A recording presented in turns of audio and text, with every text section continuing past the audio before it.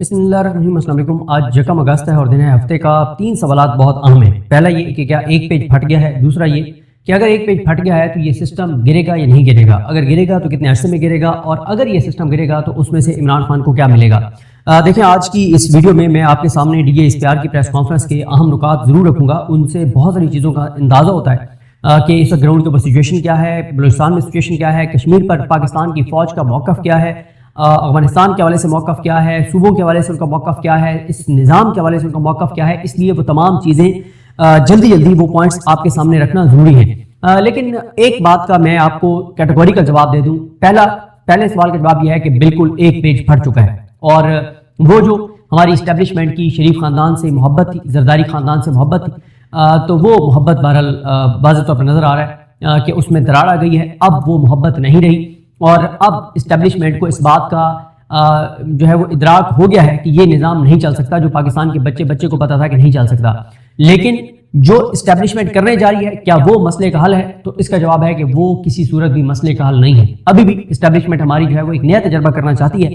4 سال سے بلکہ 78 سال سے نہیں سیکھا کچھ بھی ہمارے اداروں نے کہ عوام کو فیصلے کرنے دیں، عوام کی جو ہمارا آئین کہتا ہے۔ آج کل ڈی جے اسپیار نے آئین کے آرٹیکل 5 کا تو ذکر کیا، کاش کے جو پریمبل ہے آئین کا اس کا بھی حوالہ دے دیتے، جس میں لکھا ہوا ہے کہ حاکمیت اعلیٰ صرف اللہ تعالیٰ کیا، اور زمین کے فیصلے ہمارے ملک کے لوگ کریں گے اپنے منتخب نمائندوں کے ذریعے۔ تو پہلا نقطہ جو پریمبل ہے ہمارے آئین کا، اس کے اوپر ہی ہمارے ملک کے اندر عمل درآمد نہیں ہوتا۔ 8 فروری 2024 کو لوگوں نے جو فیصلہ کیا، کیا اس فیصلے کو ہماری اسٹیبلشمنٹ نے مانا ہے؟ نہیں مانا نا۔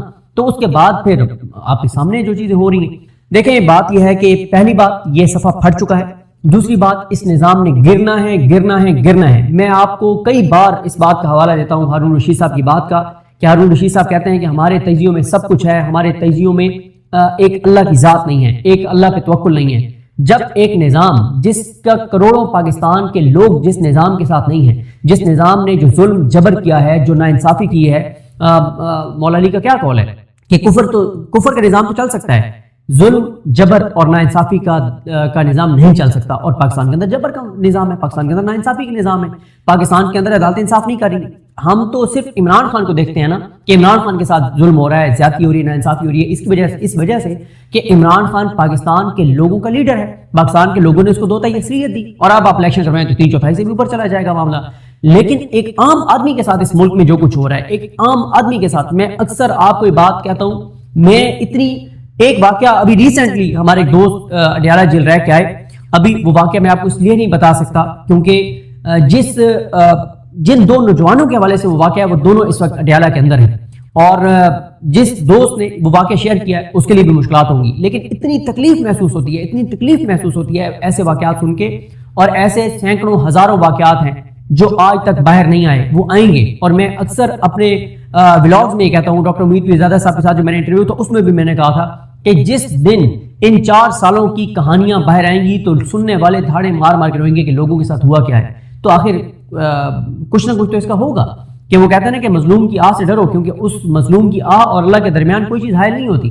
اور جب ایک مظلوم ہاتھ اٹھا کے اللہ کو کہہ دیتا ہے کہ یا اللہ، اس ملک کے اندر جسٹس جائیہ خان چیف جسٹس پاکستان ہے، اس ملک کے اندر حاجی امین آئینی عدالت کا صدر ہے، وہ سربراہ ہے، اس ملک میں ڈوگر بیٹھا ہوا ہے، اس ملک میں عالیہ نیلم بیٹھی ہوئی ہے، یا اللہ اس ملک کی عدالتیں تو سے بہتر کون جانتا ہے، تو یا اللہ میں اپنا معاملہ تیرے پہ چھوڑتا ہوں۔ تو پھر یہ کیسے ہو سکتا ہے کہ جب آپ معاملہ اللہ پہ چھوڑ دیں تو اللہ پھر انصاف نہ کرے؟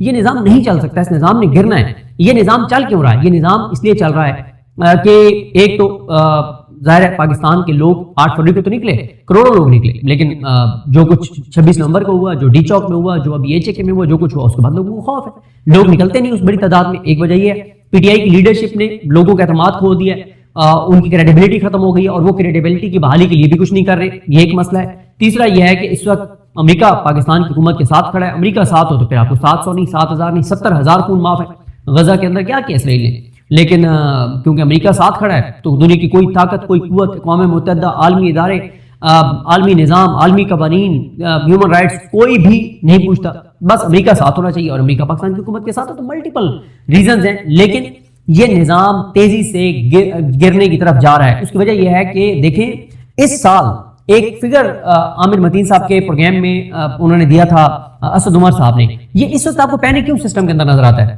ایک پینک اس لیے ہے کہ اس سال آپ نے جو 1 جولائی سے جو مالی سال شروع ہوا ہے اس کے لیے آپ نے 1200 ارب روپیہ ڈیولپمنٹ بجٹ میں سے آپ نے ڈیفنس بجٹ کے لیے لے لیا، اور ساتھ آپ نے جو سرپلس دکھانا تھا اس کے لیے آپ نے صوبوں کو کہا کہ آپ نے جو ٹیکس اکٹھا کرنا ہے اس میں سے 1600 ارب روپیہ بینکوں میں رکھنا ہے، وہ آپ نے خرچ نہیں کرنا. پریکٹیکلی پچھلے سال کی نسبت اس سال 2800 ارب روپیہ کم خرچ ہوگا. چاروں صوبوں میں وفاق میں 2800 ارب روپیہ 2800 ارب روپیہ کم خرچ ہونے کا مطلب کیا ہے کہ کتنی بے روزگاری مزید آئے گی. 300 فیکٹریاں اور ملیں.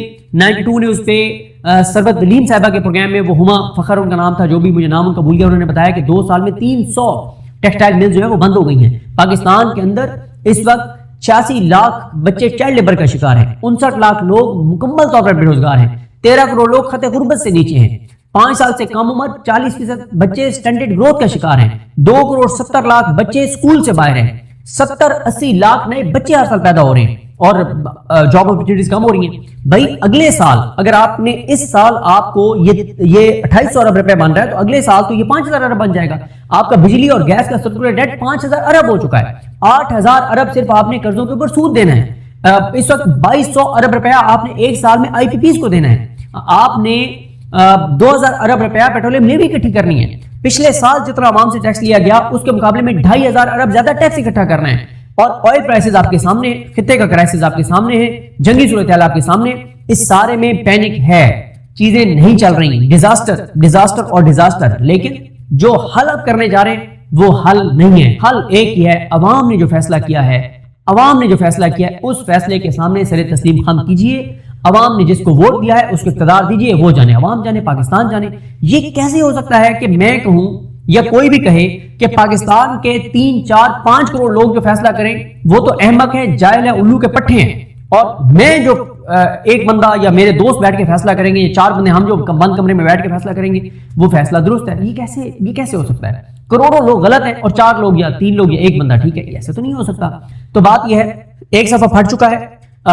کہتے ہیں نا کہ ناکامی کا کوئی ناکامی یتیم ہوتی ہے اور کامیابی کے کئی باپ ہوتے ہیں. سسٹم کیونکہ گر رہا ہے، نظام نہیں چل رہا، نوجوانوں کے اندر ایک نفرت ہے، یہ ڈر ہے کہ کسی وقت بھی 5000 نوجوان جہاں پہ اکٹھے ہو گئے نا، 5000 ایک بار وہ بیٹھ گئے، 5000 سے 50000 ہونا کوئی مسئلہ نہیں ہے. پہلے 5000 کون ہوں گے یہ سوال ہے. 5000 نوجوان اکٹھے ہو جائیں 50000 ہو جائیں گے، 50000 سے 5 لاکھ ہو جائیں گے، 5 لاکھ سے 50 لاکھ ہو جائیں گے. مسئلہ ہے کہ پہلے 5000 کون بیٹھیں گے. اس کے لیے ظاہر ہے آپ نے کشمیر میں دیکھا جب وہ بیٹھے تو اس کی انہوں نے قیمت ادا کی. تو یہ ابھی بھی مظفر آباد کے اندر سچویشن بہت ہی زیادہ خراب ہے. تو اس لیے ملٹیپل ریزنز ہیں اس نظام کے پینک کی. ایک یہ کہ چیزیں بالکل نہیں چل رہی، ہاتھ سے نکل رہی ہیں، اور سیکورٹی کی سچویشن آپ کے سامنے ہے، اکانومی کی سچویشن آپ کے سامنے ہے، ریجنل سچویشن آپ کے سامنے ہے، مہنگائی کی سچویشن آپ کے سامنے ہے، لوگوں کی نفرت آپ کے سامنے ہے. نوجوانوں کے اندر جو جس طرح نوجوانوں کو نظر نہیں آ رہا کہ بنگلہ دیش میں نوجوان نکلے، انہوں نے حکومت کو گھر بھیج دیا. نیپال میں دیکھ لیں، اپنا سری لنکا میں دیکھ لیں، انڈیا میں دیکھ لیں، مودی جیسا طاقتور. مودی انڈیا کی اکانومی پاکستان کی اکانومی سے کتنی بہتر ہے.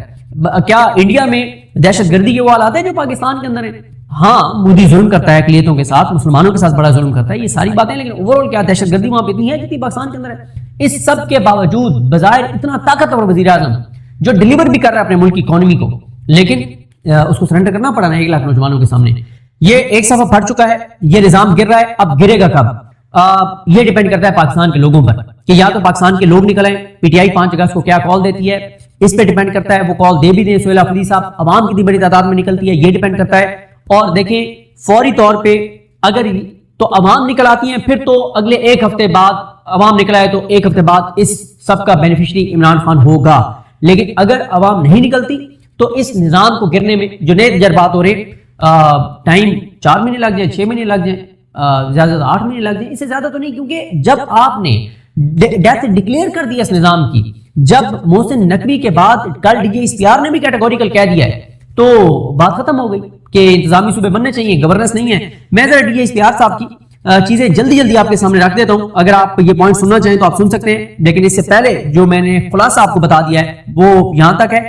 آگے کوئی یہ پوائنٹ سننا چاہے موسٹ ویلکم، نہ سننا چاہے تو آپ اس ویڈیو کے یہاں پہ اینڈ کر سکتے ہیں. دوبارہ آپ کو بتا دیتا ہوں ایک پیج پھٹ چکا ہے، پینک ہے، پریشانی ہے، ایک دوسرے کی ناکامیاں سب کی ہیں، اب ایک دوسرے پہ ڈالی جا رہی ہیں، کوئی نیا تجربہ کرنا ہے اور وہ نیا تجربہ اس سے بھی بھیانک ہوگا جو پچھلے 4 سال میں تجربات کیے گئے ہیں۔ ایک طرف ہمیں بتایا جا رہا ہے کہ گورننس ٹھیک نہیں ہے ملک کی اور چیزیں خراب ہیں، دوسری طرف صرف اس نظام کو چلانے کے لیے وفاق میں اور عمران خان کو جیل میں رکھنے کے لیے کیا کیا جا رہا ہے؟ جی بی میں پیپلز پارٹی کو اقتدار دے دیا گیا جن کو عوام نے ووٹ ہی نہیں دیا، اے جے کے میں اب نون لیگ کو اقتدار دیا جا رہا ہے۔ ایک طرف آپ کہتے ہیں کہ انہوں نے پاکستان کو پیچھے لے گئے ہیں، یہ پاکستان کو نہیں چلا رہے، پاکستان کا نقصان کر رہے ہیں، اور پھر اب انہی جماعتوں کو دوبارہ اے جے کے میں مسلط بھی کر رہے ہیں، مطلب سمجھ سے بالا تر ہے۔ پھر مجھے سمجھ نہیں آتی، میں کبھی اس پہ بات کروں گا کہ میں آپ کو بتاؤں کہ میں آپ کو اللہ کو حاضر ناظر جان کے کہہ رہا ہوں کہ میں ایز اے پاکستانی عدالتوں میں جاتا ہوں، میرا خون کھولتا ہے۔ میں آپ کو بتا رہا ہوں نا کہ ہم تو عمران خان کو، آپ عمران خان کو ایک اس لیے کہ وہ پاکستان کے لوگوں کا لیڈر ہے اس لیے، اور ایک بہت بڑی ایک چیز ہے نا، عام آدمی کے ساتھ دیکھیں جتنا ظلم عمران خان کے ساتھ ہو رہا ہے وہ تو ہائی لائٹ تو ہو رہا ہے نا جو عام آدمی کے ساتھ عدالتوں میں ہو رہا ہے۔ جائنٹ ڈسٹرکٹ جوڈیشری میں دیکھیں کیا ہو رہا ہے، کس طرح کے ججز کو پروموشنز مل رہی ہیں، کس طرح کے ججز، کرائٹیریا کیا ہے اس وقت ہائی کورٹ کا جج بننے کا؟ اگر آپ ڈسٹرکٹ جوڈیشری میں ایک ہی آپ نے عمران خان کے خلاف فیصلے دیے جی دیے تو آ جائیں جی آپ ہائی کورٹ کے جج بن جائیں، اور ہائی کورٹ سے سپریم کورٹ جانے کا کیا ہے؟ آپ نے اس نظام کی مرضی کے فیصلے، نظام نے آپ کو 10 فیصلے کہے، آپ نے 11 دیے، آپ آ جائیں جی۔ تو یہ اس کا کرائٹیریا، ایسے نالائق وکیلوں کو جج بنایا جا رہا ہے کہ جو، اگر میں کسی دوست کو کل حوالہ دے رہا تھا، میں نے کہا ان میں سے ایک ایسا بھی میرا قریبی جاننے والا وکیل جو ہے وہ جج بنا ہے، بہت میرا ان کے ساتھ رابطہ بھی ہے، اب تو خیر اب وہ جج بن گئے ہیں تو انشاءاللہ میرا ان سے رابطہ نہیں رہے گا، تو میرا ان سے کئی ملاقاتیں ہیں، اٹھنا بیٹھنا ہے، کئی بار کھانا ان کے ساتھ اکٹھے کھایا ہے، اب وہ جج بن گئے اس نظام کے ہاتھوں۔ تو وہ اتنے نالائق وکیل، اتنا نالائق وکیل کہ اگر میرے گھر میں کوئی چھوٹی سی چوری ہو جاتی نا تو وہ میرے گھر آتے اور کہتے ہیں کہ صدیق بھائی آپ کا کیس میں فری لڑوں گا، تو میں کہتا سر آپ کی بہت شکریہ، آپ نے یہ ذرا نوازی کیا ہے لیکن آپ کو بہت شکریہ، میں اپنا کوئی چھوٹے سے نقصان کا، چوری کا کیس بھی اس سے فری نہ کرواتا جس کو جج بنا دیا گیا۔ اب وہ لوگوں کی زندگی اور موت کے فیصلے کرے گا، اب وہ سزائے موت کی کیسز سنے گا، کسی کو سزائے موت دے دے گا، کسی کو بری کر دے گا، آپ اندازہ لگائیں، جس سے میں فری کیس اپنا کوئی چوری کا 5 لاکھ کی چوری کا کیس نہ کرواؤں اور وہ لوگوں کی زندگی اور موت کے فیصلے کرے گا۔ یہ تو کیا جا رہا ہے ملک کے ساتھ، اور پھر ہم کہیں کہ ملک کمزور نہیں ہوگا، تو کیسے نہیں ملک کمزور ہوگا؟ اب G D S P R صاحب کی جو کل کی پریس کانفرنس تھی اس میں ایک تو انہوں نے بتایا کہ 2026 میں اب تک 31 جولائی تک انہوں نے بتایا دہشت گردی کے 3145 واقعات ہو چکے ہیں۔ 2026 میں اب تک 2048 دہشت گرد انہوں نے کہا مارے جا چکے ہیں، پاکستان میں روزانہ 10 دہشت گرد اوسطاً مارے جا رہے ہیں۔ 2026 میں انہوں نے کہا کہ اب تک 819 پاکستانی شہید ہو چکے ہیں، 819 پاکستانی شہید ہو چکے ہیں، اور جس میں آرمی کے 303 جوان، جبکہ پولیس اور دیگر فورسز کے 194 جوان، جبکہ 322 سویلینز جو ہیں وہ شہید ہو چکے ہیں۔ پھر انہوں نے کہا کہ جو خود کش حملہ آور ہیں ان کی اکثریت افغانی ہے۔ پھر انہوں نے یہ بھی بتایا کہ سال 2025 میں کل 2597 دہشت گرد مارے گئے تھے، اور 2026 میں اب تک 2084 اتنے زیادہ دہشت گرد کہ 2500، حالانکہ اب ظاہر ہے مطلب افغانستان کا بارڈر تو بند ہے، اور افغانستان کا بارڈر بند ہے تو یہ ہمیں دیکھنا ہوگا کہ کہاں سے آ رہے ہیں، کہ جو official figure D G S P R دے رہے ہیں کہ 2597 کتنے مارے گئے، کہاں مارے گئے 2025 پورے میں، اور 7 ماہ میں 2026 میں 2084 دہشت گرد مارے جا چکے ہیں۔ انہوں نے کہا کہ 2023 میں دہشت گرد کم مارے جا رہے تھے جبکہ ہماری شہادتیں سویلینز کی، فوجیوں کی زیادہ ہو رہی تھی۔ 2025 میں ایک شہید کے بدلے میں 2 دہشت گرد جو ہے وہ مارے جا رہے تھے 2025 میں۔ اس سال ایک شہید کے مقابلے میں 2.5 جو ہیں دہشت گرد مارے جا رہے ہیں۔ انہوں نے کہا کہ تاثر بنایا جاتا ہے کہ بلوچستان میں حالات بہت خراب ہو چکے ہیں۔ انہوں نے کہا ایسی کوئی بات نہیں ہے، اور انہوں نے کہا یہ تاثر غلط ہے، احساس محرومی کا تاثر بھی غلط ہے۔ انہوں نے بتایا کہ بلوچستان کے کس شہر میں کتنے کالجز ہیں، کتنی یونیورسٹیز ہیں، کتنی ٹیکنالوجی ہے۔ انہوں نے کہا کہ اتنی بلوچستان کے کئی اضلاع میں ترقی ہے کہ جو پنجاب کے بھی کسی ضلع میں نہیں ہے، تو یہ انہوں نے کہا کہ غلط ایک تاثر ہے کہ جو ہے وہاں پہ احساس محرومی ہے۔ پھر انہوں نے کہا ہارڈ اسٹیٹ کیا ہوتی ہے؟ انہوں نے کہا ہارڈ اسٹیٹ وہ ہوتی ہے جس میں آئین اور قانون ہوتا ہے، آئین اور قانون کی عملداری ہوتی ہے، اور آئین اور قانون سب کے لیے برابر ہوتے ہیں، یہ ہوتی ہے انہوں نے کہا ہارڈ اسٹیٹ۔ اور انہوں نے کہا کہ یہ جو آزاد کشمیر میں یا ملک یا بلوچستان میں لوگ یا دیگر علاقوں میں لوگ اپنے حقوق کی بات کرتے ہیں، حق کی بات بعد میں آپ کریں گے، پہلے آپ اپنے فرائض ادا کریں گے۔ اگر آپ اپنے فرائض ادا نہیں کریں تو آپ حق کی بات تو بعد میں آتی ہے۔ انہوں نے کہا کہ ہر پاکستانی پر فرض نہیں ہے کہ ہماری سب سے پہلی اور آخری پہچان پاکستان ہونی چاہیے۔ انہوں نے کہا کہ ہماری پہچان پہلی اور آخری پاکستانیت ہونی چاہیے، اور ہم نہ کہ ہم کس چیز کو ترجیح دیں، حسبیت، نسبیت، نسلیت، پنجابیت، سندھیت، بلوچیت، پختونیت، کشمیریت، اس کو ہم ترجیح دیں۔ انہوں نے کہا ریاست ہے تو سیاست ہے. انہوں نے کہا کہ بلوچستان کی ایشوز کیا ہیں. ایک وہاں پہ جو سردارزم ہے، ایلیٹزم ہے، وہاں پہ کچھ لوگ یہ چاہتے ہیں کہ ان کو بلوچستان کا بڑا مانا جائے، ان سے بات کی جائے. یہ میرا خیال اشارہ محمود حسن چکدئی صاحب، اختر جان مینگل اور ان لوگوں کی طرف تھا. انہوں نے کہا کہ وہ اپنے خاندان اور قبیلے کے تو اسٹیک ہولڈر ہو سکتے ہیں، بلوچستان کے لوگوں کے وہ اسٹیک ہولڈر نہیں ہو سکتے. تیسری انہوں نے کہا بلوچستان کی وجہ ہے جو بیرونی طاقتوں کا وہاں پہ کھیل ہے. اور لاسٹ انہوں نے کہا افغانستان میں جو بارڈر لگتا ہے اور افغانستان کی جو دہشت گردوں کے محفوظ ٹھکانے ہیں وہ ہے. انہوں نے کہا کہ بلوچ سرداروں سے بات نہیں ہوگی، وہ چاہتے ہیں کہ غریب کا بچہ آگے نہ بڑھے، ہم بلوچستان کے لوگوں سے بات کریں گے. اور انہوں نے کہا کہ جیسے الیکشن سندھ، بلوچستان اور پنجاب میں ہوئے، کے پی میں بھی تو ایسے ہوئے. انہوں نے کہا کہ حکومت نے سپریم کورٹ کے ریٹائرڈ جج کی سربراہی میں ایک کمیشن بنائے ہوئے مسنگ پرسنز پر، اور اس پہ جب سے وہ بنا ہے 16 برس میں کل 10,901 درخواستیں آئی ہیں مسنگ پرسن کی، جن میں سے صرف 1529 درخواستیں زیر التوا ہیں. باقی انہوں نے کہا ہے کہ 9,372 درخواستیں نپٹا دی گئی ہیں جو لاپتہ افراد کمیشن میں درخواستیں آئی ہیں. انہوں نے کہا دعویٰ کیا جاتا ہے کہ 50,000 لوگ مسنگ پرسن ہیں. ٹوٹل درخواستیں جو ہیومن رائٹس جو مسنگ پرسن کمیشن ہے اس کے پاس 10,000 آئی ہیں، اور جو کیسز نپٹائے گئے ہیں ان میں سے 4,896 لوگ جو لاپتہ تھے وہ گھروں کو واپس آ چکے ہیں. 1,800 کے قریب کے بارے میں پتہ چل چکا ہے کہ وہ مختلف جیلوں میں ہیں. 308 کا پتہ چلا کہ وہ وفات پا چکے ہیں، ان کی ڈیڈ باڈیز ٹریس کی جا چکی ہیں. اور 2,400 کیسز ایسے جو کمیشن نے کہا کہ یہ مسنگ پرسن کے اس میں ڈومین میں آتے ہی نہیں ہیں. انہوں نے کہا کہ جن کو مسنگ پرسن قرار دیا جاتا ہے وہ ملک کے مختلف حصوں میں دہشت گردی کے واقعات میں مارے جاتے ہیں.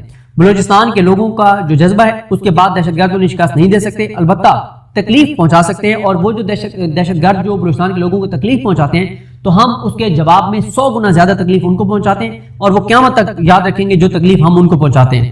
انہوں نے کہا کہ دہشت گرد جو ہے وہ پاکستان اور بلوچستان کی بچیوں کو ہنی ٹریپ کر رہے ہیں. بی ایل اے، انہوں نے کہا کہ بی ایل اے کی کارروائیوں اور ہماری کارروائیوں میں فرق یہ ہوتا ہے، یہ انہوں نے کہا ہم سے پوچھا جاتا ہے کہ یہ دہشت گرد آپ نے مارے ہیں تو ان کی لاشیں کہاں ہیں. انہوں نے کہا کہ ہماری اور ان میں فرق یہ ہے کہ ہم جب آپریشن کرنے جاتے ہیں تو ہم فلمیں بنانے نہیں جاتے، ہم کیمرے لے کے نہیں جاتے. جیسے وہ کیمرے لے کے جاتے ہیں تو ہم ان کو قتل کرتے ہیں، ان کو مارتے ہیں، اور پھر ہمیں کہا جاتا ہے کہ لاشیں دکھاؤ. تو انہوں نے کہا کہ لاشیں ہم وہیں پہ چھوڑاتے ہیں تاکہ کتے اور گیدڑ ان کی لاشوں کو کھا جائیں. وہ کتے ہیں اور کتوں کا ہی ان کو خوراک جو ہے وہ بننا چاہیے. انہوں نے کہا کہ ہم غیر قانونی افغانیوں کو واپس بھیج رہے ہیں کیونکہ کہا جاتا ہے کہ وہاں تو نام نہاد شریعت آ چکی ہے، تو وہاں جائیں اور جو مرضی کریں. ادھر یہ کیا کر رہے ہیں؟ الحمدللہ ہم 26 لاکھ افغانیوں کو واپس بھجوا چکے ہیں. افغانستان کے خلاف آپریشن جاری ہے اور جاری رہے گا. انہوں نے کہا کہ ہم نے 25 ارب کی سمگلنگ کا سامان ضبط کیا ہے. سمگلنگ کرنے والے اور کروانے والے بی ایل اے اور بلوچ یکجہتی کمیٹی میں شامل ہیں. انہوں نے کہا سمگلنگ کا زیادہ تر پیسہ چند دہشت گردوں، ان کے سرپرست چند خاندانوں، چند سیاستدانوں کو جا رہا ہے. یہ پیسہ کچھ وہ یہاں پر ملک کے اندر اپنی سیاست پر خرچ کرتے ہیں، باقی ڈالرز کی صورت میں بیرون ملک بھیج کر ملک کی معیشت تباہ کرتے ہیں. ویسے ڈی اے اختیار صاحب کو ان سیاستدانوں کے نام لینے چاہیے، کئی بار وہ دعویٰ کر چکے ہیں. ان سیاستدانوں کو پکڑنا چاہیے، اٹھانا چاہیے. اس کا مطلب یہ ہے کہ وہ سیاستدان پی ٹی آئی کے تو نہیں ہے، پی ٹی آئی کے تو ہوتے تو اب تک اٹھائے جا چکے ہوتے، پی ٹی آئی کے تو بے گناہ بھی اٹھائے جاتے ہیں، تو یہ تو گناہگار تو بالکل نہ بچتے. اس کا مطلب ہے کہ یہ حکومتی جماعتوں کے سیاستدان ہیں. انہوں نے کہا کہ بلوچستان کی پولیس کافی ہے ان بدماشوں سے نمٹنے کے لیے. بلوچستان پولیس فوج کے ساتھ اور فوج بلوچستان پولیس کے ساتھ شانہ بشانہ کھڑی ہے. بلوچستان میں مائن اینڈ منرلز تو ہیں لیکن وہاں کی اصل طاقت وہاں کے عوام ہے. ہم کسی سردار سے نہیں، براہ راست عوام سے بات کریں گے. عام افغانی ظالم طالبان رجیم کے ظلم کے نیچے پس رہا ہے. افغان طالبان کا حلیہ تو مسلمانوں والا ہے لیکن ان کا کوئی عمل طور طریقہ مسلمانوں والا نہیں ہے. افغان طالبان جو کچھ عورتوں اور بچوں کے ساتھ کرتے ہیں کیا یہ اسلام کا طریقہ ہے؟ افغان طالبان فتویٰ دے کر کسی بھی مسلمان کا خون خود پر حلال کر دیتے ہیں. سورۃ آل عمران کی آیت نمبر 28 کہتی ہے کہ اے ایمان والو، مسلمانوں کو چھوڑ کر کافروں کو دوست مت بناؤ، اگر تم ایسا کرو گے تو تم مسلمانوں میں سے نہیں ہو. انہوں نے کہا کہ جو بھارت اور افغانستان آپس میں بڑے قریب آئے ہوئے اس پہ انہوں نے کہا کہ افغانستان اور بھارت کا تعلق آقا اور غلام والا ہے. جو بھارت کشمیری مسلمانوں پر ظلم کرتا ہے افغان طالبان اپنے اس باپ بھارت کو رپورٹ نہیں دینے جاتے ہیں. افغان طالبان بھارت جا کر رپورٹ دیتے ہیں اور دی گئی سروسز کے پیسے مانگتے ہیں. افغان طالبان بڑے نوٹ کے سامنے تو بچپن سے جھکتے آ رہے ہیں. سیکورٹی کے پرائمری اسٹیک ہولڈر کے طور پر اب آ جائیں گورننس کے سوال کے اوپر. جب ان سے سوال کیا گیا محسن نقوی والا، انہوں نے کہا کہ سیکورٹی کے پرائمری اسٹیک ہولڈر کے طور پر ہم سمجھتے ہیں کہ بیڈ گورننس پاکستان کی سیکورٹی اور گورننس پاکستان کی سیکورٹی اور استحکام کے لیے ضروری ہے. اس کے بغیر معاملات حل نہیں ہو سکتے. گڈ گورننس پاکستان کے لیے ضروری ہے. گڈ گورننس کیسے لانی ہے یہ فیصلہ سیاستدانوں اور سیاسی جماعتوں نے کرنا ہے. لیکن ہم سے پوچھیں تو ہاں یہ سنجیدہ ڈسکشن ہے کہ مسئلے کا حل نہیں ہو رہا، تو اس کا مطلب ہے کہ گڈ گورننس کے لیے کچھ کرنا پڑے گا. 1972 کی مردم شماری کے مطابق پاکستان کی آبادی 6 کروڑ اور 4 صوبے تھے. آج آبادی 6 گنا بڑھ کر 25 کروڑ ہو گئی ہے اور صوبے وہی 4 ہیں. یہ فیصلہ سیاستدانوں نے کرنا ہے کہ انہوں نے انتظامی یونٹس پر عوام کی رائے کیسے لینی ہے، عوام کی منشا کو کیسے اس کا تعین کرنا ہے۔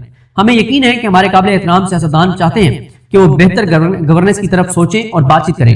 جمود کسی مسئلے کا حل نہیں، پانی بھی کھڑا رہے تو کچھ عرصے بعد اس سے بدبو آنے لگ جاتی ہے۔ ہم دیکھ رہے ہیں کہ جمود سے مسئلہ حل نہیں ہو رہا، کیا کرنا ہے، کیسے کرنا ہے، انہوں نے کہا ہے اسی لیے ہم سیاستدانوں پہ یہ معاملہ چھوڑیں، وہ دیکھیں اور کریں۔ لیکن بار بار انہوں نے کہا ہے کہ گورننس نہیں ہے، نہیں ہے، نہیں ہے، بیڈ گورننس ہے، گڈ گورننس کی ضرورت ہے پاکستان کے استحکام کے لیے۔ جب ان سے سوال ہوا تو انہوں نے کہا کہ پاکستان کا نوجوان باشعور ہے، پاکستان کا نوجوان بھی یہی چاہتا ہے کہ پاکستان میں گورننس بہتر ہو، گورننس ٹھیک نہیں ہے، گورننس ڈیلی بیسس پہ بہتر ہونی چاہیے۔ انہوں نے کہا یہ کوئی حل نہیں ہے کہ ہر مسئلے کا حل یہی نکالا جائے کہ پولیس اور فوج کو عوام کے سامنے کھڑا کر دو، یہ کوئی حل نہیں ہے۔ D G S P R نے محسن نقوی کی باتوں کی توثیق کر دی ہے کہ نئے صوبے بننے چاہیے، جو کہ ابھی تک نون لیگ پیپلز پارٹی اس کے اوپر ان کو سانپ سونگ گیا ہے اور وہ اپنی جاگیر تقسیم کرنا ان کے لیے مشکل ہے۔ تو اس سے یہ واضح نظر آتا ہے کہ یہ لڑائی اب آگے بڑھے گی۔ پھر انہوں نے کہا کہ انہوں نے تو یہ بھی کہا کہ وہ جماعتیں جو اقتدار میں ان کو بھی اس پہ بیٹھنا چاہیے، جو اقتدار میں نہیں ان کو بھی بیٹھنا چاہیے، یعنی پی ٹی آئی کو بھی بیٹھنا چاہیے۔ نام نہیں لیا لیکن انڈرسٹوڈ ہے۔ انہوں نے کہا کہ پاکستان اور کشمیر ایک دوسرے کی اٹوٹ آنگیں، کشمیر پاکستان کی شارک تھا، ہے اور رہے گا۔ جب ہم بڑے ہو رہے تھے، جب ہمارے بچے بڑے ہو رہے ہیں تو ایک ہی آواز سنائی دیتی ہے، اور جب ہمارے بچوں کے بھی بچے بڑے ہو رہے ہوں گے تو ایک ہی نعرہ گونجے گا کہ کشمیر بنے گا پاکستان۔ کشمیر سے ایک ہی آواز آتی ہے، ہم پاکستانی ہیں، پاکستان ہمارا ہے۔ اپنے باپ دادا کی قبریں کون چھوڑ کر آتا ہے، لیکن کشمیری سب کو چھوڑ کر اس لیے آئے کہ وہاں ظالم اور جابر نظام ہے۔ پاکستان اللہ کا معجزہ ہے، وہ یعنی سعودی حکمرانوں کا وہ کہہ رہے ہیں کہ وہ خادم الحرمین شریفین ہیں، تو ہم محافظ حرمین شریفین ہیں، یہ اللہ کی طرف سے ہے۔ بھارت نے کشمیر میں 10 لاکھ فورسز لگا رکھی ہیں۔ بھارتی فوج جب چاہتی ہے کسی کشمیری کے گھر میں گھس جاتی ہے، جس بچی یا بچے کو چاہتے ہیں اٹھا کر لے جاتے ہیں۔ آزاد کشمیر میں باریک واردات ڈالی جا رہی ہے، ریاست ماں اور باپ کی طرح ہوتی ہے۔ ریاست پاکستان کا سب سے لاڈلا بچہ کشمیر ہے، مناپلی آف وائلنس صرف ریاست کے پاس ہوتی ہے۔ جس نے ظلم کیا، کسی کو قتل کیا، اس کو آئین اور قانون کے مطابق جواب دینا پڑے گا۔ ہم نے آئین اور قانون کے راستے پر چلنا ہے۔ آزاد کشمیر میں جو کچھ ہو رہا ہے اس کا فوج سے کوئی تعلق نہیں، تمام چیزیں آزاد کشمیر حکومت دیکھ رہی ہے۔ ہم بار بار کہہ رہے ہیں کہ ملک کے استحکام کے انحصار گڈ گورننس پر ہے۔ گورننس کے معاملے میں جمود نہیں ہو سکتا، روزانہ پہلے سے بہتر گورننس ہونی چاہیے۔ بہتر گورننس کے لیے نئے صوبوں کی ضرورت ایک ویلڈ ڈسکشن ہے۔ میں یا کوئی اور اپنا فیصلہ مسلط نہیں کر سکتا، یہ فیصلہ عوام نے کرنا ہے۔ جائیں اور لوگوں سے پوچھیں کہ نئے صوبوں کے معاملے پر لوگ کیا کہتے ہیں۔ یہی جمہوری طریقہ ہے، ایسے ہی جمہوری ملک چلتے ہیں۔ ہم نے پاکستان کو ہارڈ اسٹیٹ بنانا ہے، اور ہارڈ اسٹیٹ آئین اور قانون پر عمل درآمد اور یکساں عملداری سے بنتی ہے۔ ڈیمانڈ اینڈ سپلائی کے اصول پر بھی جائیں تو ہاں، گڈ گورننس کی بہت ضرورت ہے۔ کیا آپ گورننس سے مطمئن ہیں؟ نہیں نا، تو گڈ گورننس پاکستان کے لوگوں کی اجتماعی ضرورت اور مطالبہ ہے۔ پاکستان عظیم ریاست ہے، اللہ کا تحفہ ہے، پاکستان قائم رہنے کے لیے بنا ہے۔ پہلے کہا جاتا تھا کہ پاکستان کو دنیا کی کوئی طاقت مٹا نہیں سکتی، مار کا حق کے بعد اب ہم اس پوائنٹ پر ہیں کہ پاکستان کو آگے جانے سے دنیا کی کوئی طاقت نہیں روک سکتی۔ گورننس سے پیدا ہونے والا وہ یہ میں بتا چکا ہوں۔ انہوں نے کہا کہ پاکستان اور سعودی عرب کا خصوصی تعلق ہے، دونوں ممالک کے لوگوں کے دل ایک ساتھ دھڑکتے ہیں۔ ہمارا سعودی عرب کے ساتھ معاہدہ ہے اور ہم وعدوں اور معاہدوں پر قائم رہنے والے لوگ ہیں، لیکن وہ دفاعی معاہدہ کیسے فنکشنل ہوگا وہ تفصیلات میڈیا کے سامنے نہیں رکھی جا سکتی۔ تو اس وقت جو صورتحال ہے اس کے مطابق ڈی ایس پی آر کی جتنی گفتگو تھی اس میں یہی تھی۔ انہوں نے کہا کہ کائنیٹک آپریشن جو ہے جہاں پہ فوج نے گراؤنڈ پہ لڑنا ہے اس پہ تو بہت کچھ ہو رہا ہے، لیکن جو نیشنل ایکشن پلان کے باقی نکات ہیں اس پہ عمل درآمد نہیں ہو رہا اس طرح سے، اس میں بھی رکاوٹ بنے ہوئے ہیں بہت ساری چیزیں، گورننس کے معاملات۔ بار بار انہوں نے کہا کہ گڈ گورننس پاکستان کے استحکام سلامتی کے لیے ضروری ہیں۔ انہوں نے کیٹیگوریکل یہ کہا دبے الفاظ میں، لیکن کیٹیگوریکل آپ کہہ سکتے ہیں کہ انہوں نے میسیج دے دیا ہے کہ صوبے بنیں گے بنیں گے بنیں گے، کچھ بھی ہو جائے صوبے بنیں گے، اور آصف علی زرداری اور نواز شریف کے پاس اب آخری چیزیں سرنڈر کرنے کے لیے کہ انہوں نے جو اپنی جاگیریں بنائی ہوئی ہیں سندھ کو اور پنجاب کو جعلی طریقے سے، گو کہ ان دونوں کو پنجاب اور سندھ نے ووٹ نہیں دیا، تو وہ بھی وہ سرنڈر کر دیں۔ اب وہ سرنڈر کرتے ہیں نہیں کرتے دیکھنا ہے، لیکن یہ بات واضح ہے کہ صفحہ پھٹ چکا ہے، اور یہ بات اب فوج کے ترجمان بھی مان رہے ہیں کہ گورننس ٹھیک نہیں ہے۔ تو بھائی گورننس اگر ٹھیک نہیں ہے تو ان کو مسلط کس نے کیا ہے؟ پاکستان کے لوگ تو نہیں لائے ان کو، پاکستان کے لوگوں نے تو ووٹ نہیں دیا۔ نواز شریف کے کیسز پاکستان کے لوگوں نے تو ختم نہیں کروائی۔ نواز شریف اشتہاری فراری مفرور اور بھگوڑے تھے تو کون ان کو لایا؟ قاضی فائزی صاحب کو کس نے چلایا؟ جسٹس جائیہ خان کو چیف جسٹس کس نے لگایا؟ حاجی امین کو کون لایا؟ آئینی عدالت کس نے بنوائی؟ 26ویں ترمیم کس نے کروائی؟ 27ویں ترمیم کس نے کروائی؟ عمران خان کو جیل میں کس نے ڈالا؟ عمران خان کی حکومت کس نے کرائی؟ 26 نومبر کس نے کیا؟ مرید کے کس نے کیا؟ آزاد کشمیر میں یہ ساری چیزوں کو ظاہر ہے ایک بنائے کمیشن اور وہ ان چیزوں کو آئیڈینٹیفائی کرے۔ تو بہرحال یہ سسٹم گرنا ہے اور الٹیمیٹ اس کے بینیفیشری پاکستان کے لوگ اور عمران خان ہوں گے. مجھے اپنے دعا میں یاد رکھیں. اللہ کریم ہم سب کا حامی ناصر. اللہ حافظ.